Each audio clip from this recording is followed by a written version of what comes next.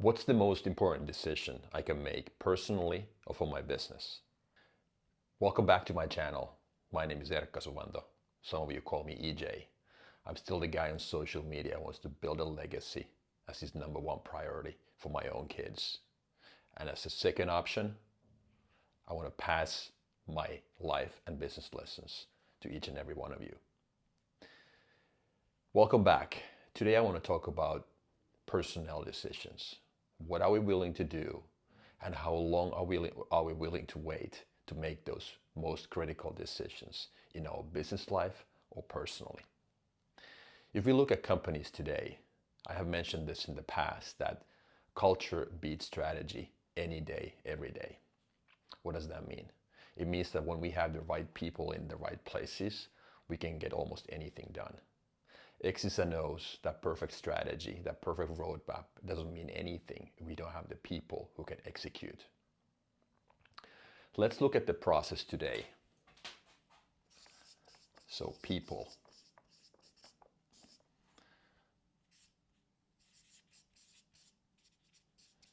People make the biggest difference. Okay, this was our starting point. Let's look at the process as far as selecting those people today in companies. If this is a timeline indicating how slowly or how fast we make decisions, okay? Today, we tend to hire pretty fast, and we take our time firing and promoting people. Why is it?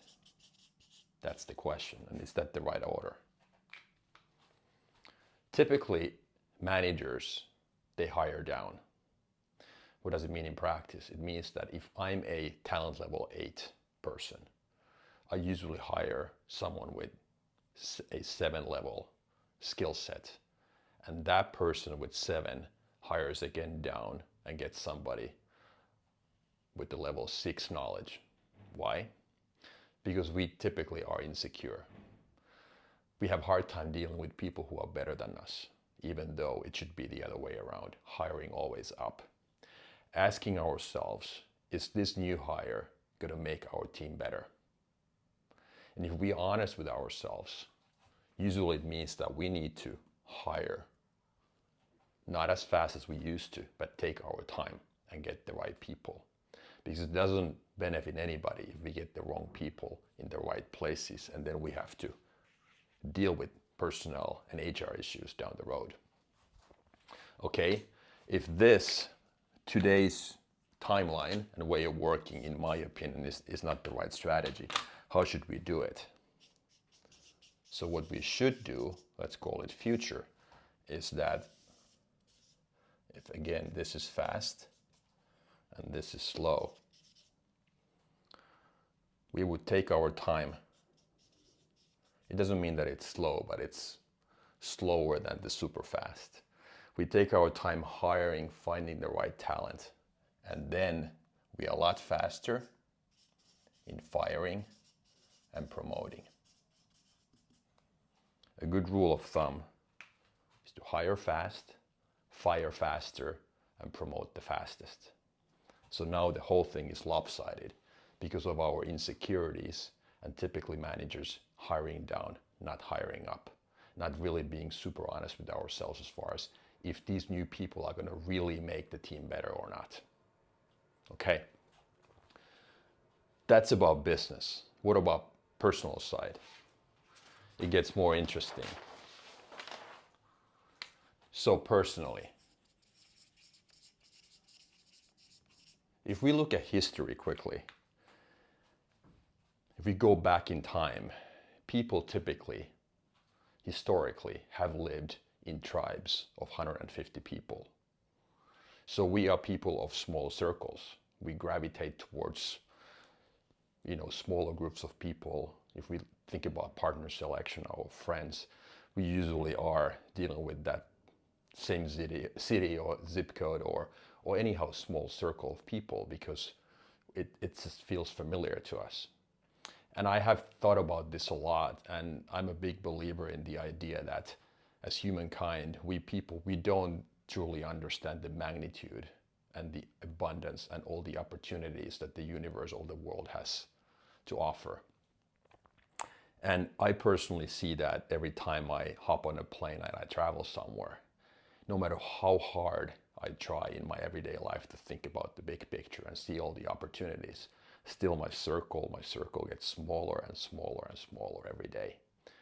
Then frequently, when I hop on a plane, I'm like, okay, this is what it feels like. I go to the airport. That's step number one. I see all these different people walking back and forth, and I'm, okay, this is what it means to understand diversity, to understand the abundance of opportunities. So that's why traveling to me is one of the best investments in myself, because I get to widen my perspective. I get to understand the big picture. Okay, taking this back to our most important personnel decisions when it comes to our private life. Let's play a game. And the game, it goes like this. The question is actually quite simple. So the question is, how many people would you interview to make the right decision? And the question number one is, what if I had to replace myself as the CEO of my own small business? How many people would I interview to get somebody who has aligned interests, executes the same way, cares, is fully committed, and sees the long-term view of my business the same way as I do? It wouldn't be easy, right? Would I interview, option number one was CEO replacement. Would I interview 50 to 100 people? Maybe, I don't know. Quite many is the answer, right? So the stakes are pretty high. It's my career, my money. I want to make sure that whoever takes my role really looks after all my interests. Okay? Let's crank it up a notch. This is hypothetical. I'm a father. I have 2 kids. What if for some reason I would need to have myself replaced? Whatever that hypothetical reason is, I can't function or be in that role anymore. And I would need to find somebody who can take my spot as a father to my kids. Okay? One might argue the stakes can't be higher. It's the most important role. I agree. How many would I interview? How many people would I talk to? Would I travel across the globe to find the perfect match? Probably. I would invest all my money in that task. I don't know, what's the number? I guess the answer is as many as it takes, right? As many as it takes. Okay? As a final question, what about our partner selection? If we think about the most important decision we make in our adult life, if on the business side that was the personnel, getting the right people, what about when we choose the partner for ourselves? Forgetting that comment about small circles and tribes of 150 people, because that's what we seem to gravitate towards. Finding our partner, the most important person in our lives, the one we spend the most time with on a daily basis, the one who should make us better, whose interests are aligned, and who can always support us no matter what. How many people would I be willing to interview, date, talk to in order to find that right person? Almost the same as here in the second question, right? Many. So then the question is, why are we in such a rush to find that partner for our lives? Is it because we are insecure? I believe so. Fear of rejection, fear of being alone, not finding anybody, just settling with something because we feel loved and supported. But down the road, is it going to be that way? What if we made the wrong decision when we were 18, 20, or 25, and now 20 or 30 years later, it doesn't serve us well anymore? These are really difficult questions. I had to face these questions myself in my own life, and I made certain decisions. I'm not saying my way is the best way, but I've been thinking about this a lot both from the business and personal perspective. If people are really the biggest difference in this world, which I believe is the case, in business and in our personal life, how many people would you be willing to interview, date, and talk to find that partner of yours, the most important decision you can make in your personal life? And I think this good old rule about impatience with actions, impatience with actions, and patience with results applies here too.